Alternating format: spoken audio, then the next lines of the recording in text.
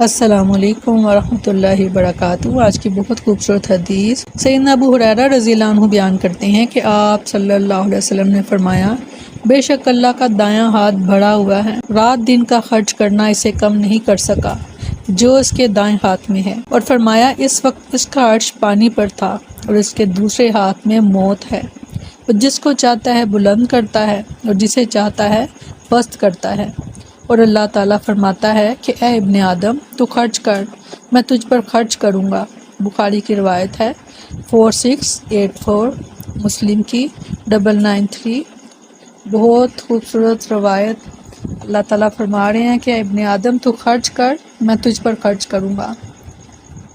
اللہ تعالیٰ ہمیں اچھے اعمال کرنے کی توفیق عطا فرمائے، اللہ تعالیٰ ہمارا ہاتھ کشادہ فرمائے تاکہ ہم اللہ کے بندوں پر خرچ کر سکیں۔